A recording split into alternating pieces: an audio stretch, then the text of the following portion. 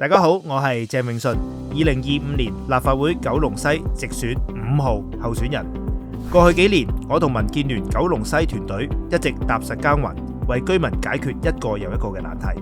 喺深水埗區裏邊，我哋就有7位嘅區議員；喺油尖旺區，我哋有8位嘅區議員，加埋我就係16位成員，一齊齊心協力，全面關注社區發展，堅守崗位，實事求是，從唔同嘅層面同埋平台為市民發聲。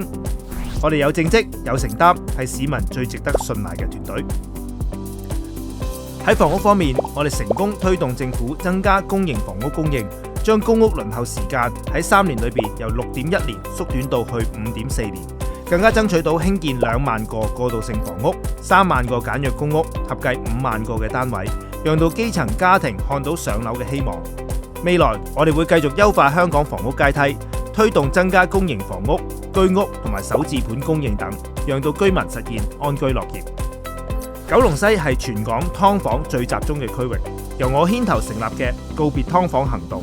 多年嚟走喺最前線，提出多份針對性嘅建議，亦都積極參與簡樸房條例嘅制定，解決呢個老大難嘅問題。未來我哋必定會做好監管嘅角色，確保當局妥善安置影響嘅住戶，讓到條例有序落實，真正告別劣質劏房。舊樓支援方面，我哋成功爭取政府修訂消防安全建築物條例，推出樓宇更新大行動，優化升降機資助計劃等措施。我哋亦都推動九龍西區裏邊至少14個重建項目順利完成。未來我哋會爭取推行市區更新項目，包括推動油旺計劃同埋深水埗研究落實開展，推動市區蛻變，以及協助業主提升樓宇管理質素。區內交通規劃泊車位不足係九龍西區駕駛人士同埋居民關心嘅議題。我哋一直跟進中九龍幹線有序落成，促成油麻地繞道隧道收費下調，亦都建議增加智能停車場同埋善用路邊空間。我哋成功爭取喺深水埗區裏邊增建地上同埋地下嘅智能停車場。未來我哋會繼續爭取善用中九龍幹線完工之後留低嘅施工豎井同埋橋底嘅空間，再興建智能停車場，為駕駛者提供更多便利嘅選擇。喺醫療、社福、環境衛生同樣係我哋努力嘅重點。廣華醫院第1期重建順利完成，石硤尾健康院重建獲撥款支持，旺角街市改建為地區康健中心，多間社區客廳落戶。政府修訂非法餵飼野鴿罰則等，係我哋努力嘅成果。未來我哋會緊貼廣華醫院第2期嘅重建進度，推動規劃公共交通路線，連接即將落成嘅啟德急症醫院，同時爭取伊利沙伯醫院原址保留作醫療用途，讓到居民享有更優質嘅醫療服務。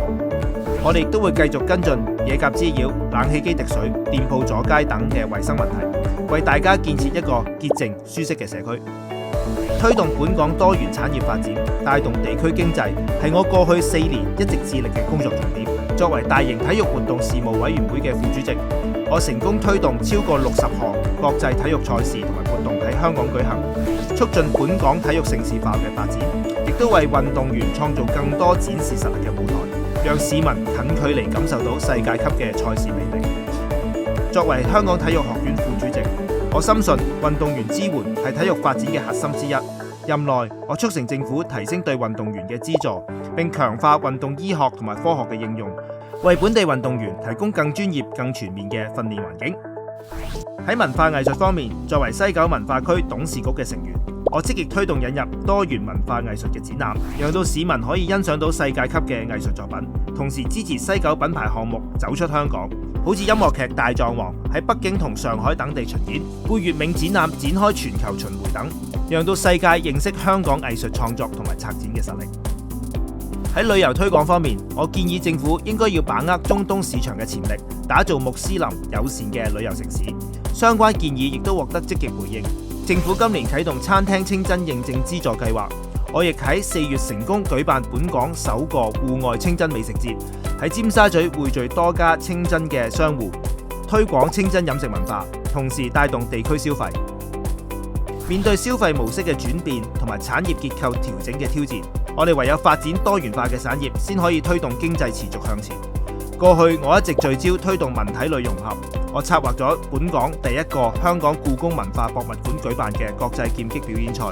成功將體育活動引入文化場地，促進跨界合作。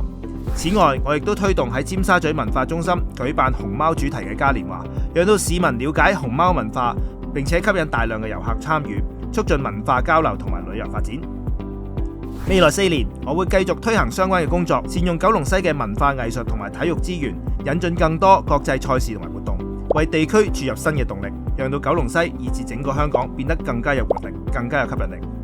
12月7號，懇請大家繼續支持我5號鄭泳舜，為我投下信任嘅一票，期待同大家一齊共築未來，躍動九龍西。